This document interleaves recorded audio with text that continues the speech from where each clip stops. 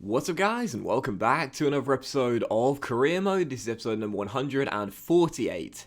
And we start today's episode off with some player training and receiving a loan offer here for Mikel Sanchez Ponce. Fiorentina want to take him on a one-year deal, but this guy's our fourth choice centre-half now after selling Aymeric Laporte. And I've got to be honest, I do quite like the kid as well. He's only 22 years old, 75 rated, and of course he was at Atletico Madrid originally when we arrived, and was out of contract come the end of this season. I decided to give him a new deal, and in the very limited minutes he's had, and I mean very limited minutes he's had this season, I've liked the look of him. So reject that bid there, and Sanchez Ponce is going to stay here for squad depth.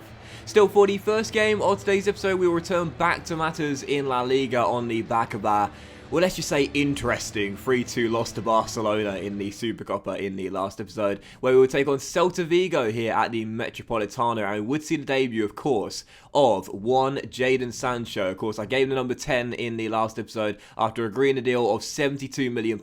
It looks like a bargain on paper. Let's see if he can hit the ground running. But before we dive into the game, I am going to show you my slider settings, because there was no career mode episode yesterday, and the reason behind that, I did tweet about it, is because I spent most of the day playing offline friendlies, trying to get some decent slider settings sorted out before we went any further with our season with Atletico Madrid. And I must have played about 7, possibly 8 friendlies, and mostly Premier League, mostly using Premier League teams and doing different examples. So, for example, sometimes I was Man City managing against Sheffield United. Sometimes I was Bournemouth facing Liverpool, just to try and get what I would call realistic results on a consistent basis. And those are the slider settings I've now got myself set up with for this career mode. What I will say is there is still a good chance they will be tweaked a little bit here and there before the end of the season, because, you know, it can be hard at times. This is the first season, the first year of me playing offline FIFA where I've actually touched the sliders at all.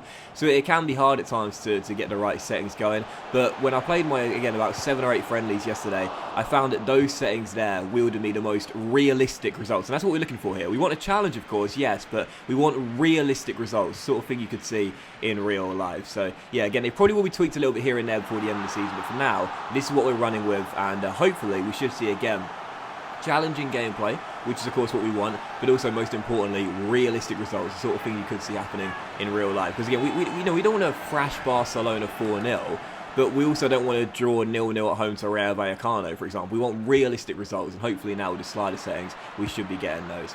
Still, yeah, first game of today's episode was against Celta Vigo, and in the first half we went into the break level after Ivan Toney scored our first goal, but Celta Vigo did manage to level right before the break, and Mia Martinez was hobbling a little bit there. I didn't see where his original knock came from, but it was hobbling a little bit. Maybe that's why he couldn't catch up, but Celta Vigo found a leveller and made it 1-1. 3 minutes after the restart, trying to restore our lead in this game, where we were creating multiple chances. We were yards about, storming down the left, but still stuck on 1 goal for the season, Mikel. He's had a really tough debut year here at the Metropolitano, but we had loads of chances in this game, had some really good football being played, and created multiple opportunities to get multiple goals. And 12 minutes after the restart, Oyarzabal finds Toney, lovely first touch to beat his man, then turns Axel Twansby with the step over, and bang, blasted in to the back of the net, and what a lovely goal that was by Ivan Toney. Atletico back in front, Toney bags his brace, and that was a glorious little solo run there from our number 9. And I've talked about it. If we are to get, well, I said it originally if we want to win this title, but if we're to get back in this title race,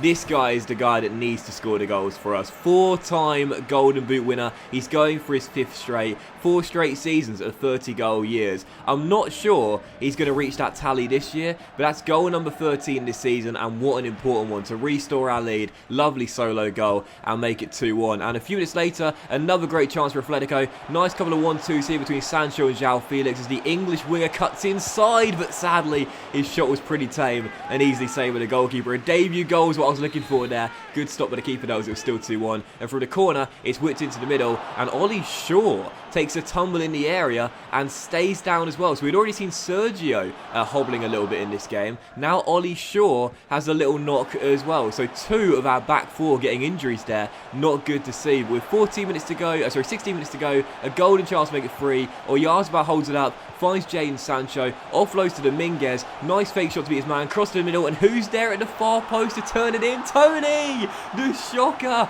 First hat-trick in an Atletico Madrid shirt. It's taken a while for him to get it, but Ivan Toney finally claims his first match ball as a member of Atletico Madrid. Lovely little build-up there as well. Very patient, very probing build-up on the edge of the area. Lovely cross by Dominguez, and Toney heads it in. But speaking of heading goals in, 12 minutes to go. Celta Vigo once again get back in the game, cut the deficit to 1, but Jadon Sancho on his debut. I said I was hoping to get a debut goal. Jadon, mate, that's at the wrong end. This goes down as an own goal on Jadon Sancho on his debut. And, you know, remember in the last episode, I was talking about the unstoppable goals the AI score in Ultimate. This is what I'm talking about here. Crosses into the middle, and I've mentioned this many times before. Since the patch, and I'm sure you guys have noticed this too, goalkeepers come for crosses so much more frequently and so often get caught in no man's land and you're punished for it. I didn't call for All Black to come out there. I never call for my goalkeepers to come for crosses, only for when through balls are played over the top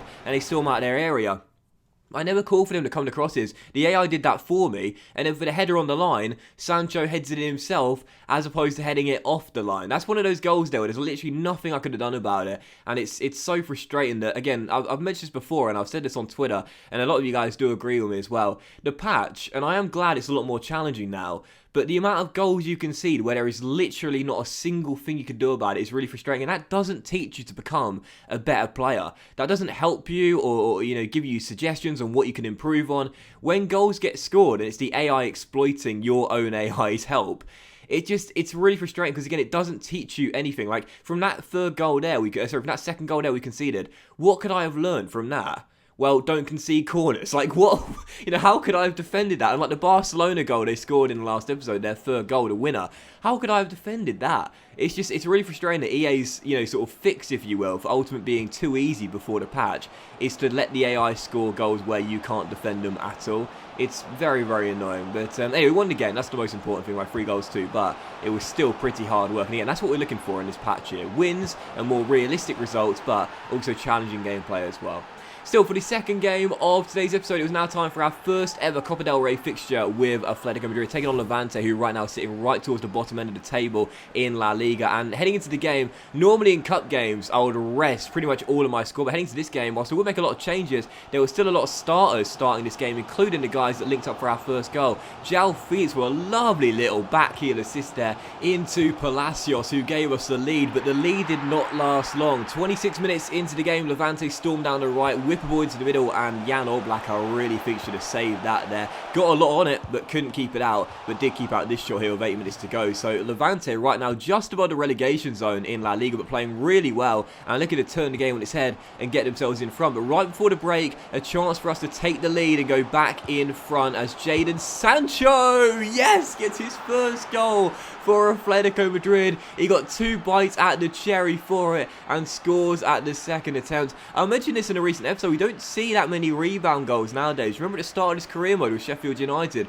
we will concede a lot of rebound goals, and then we started scoring quite a few as well. We don't see many rebound goals, either scoring or conceding lately, but this is a rebound goal and we'll take the luck. Sancho's first shot really well saved with the goalkeeper, and he was so unfortunate not to pull off a heroic double save there, but Sancho does turn in the rebound, make it 2-1 and restore Atletico's lead. So Levante 1, Atletico 2 heading into the break, and in the second half I still felt we'd need more goals because Levante played really well in the first half and had multiple chances to score more than the 1 goal they already had. So in the 59th minute here, after some nice passing, Emmanuel Ayer knocks it into Ricky, back to Ayer and out wide towards Dominguez. The captain storms down the left, lovely through ball to find Zykankov, who drills into the middle, and there is João Felix to turn in his second goal of the game on the stroke of the hour mark and get our third as well. Lovely little passing move there, very patient indeed, brilliant through ball there, and a great cross by Zykankov into the middle as Felix turns it home and makes it 3-1. So Atletico get themselves a 2-goal cushion. It seems like our progress the next round is going to be secured,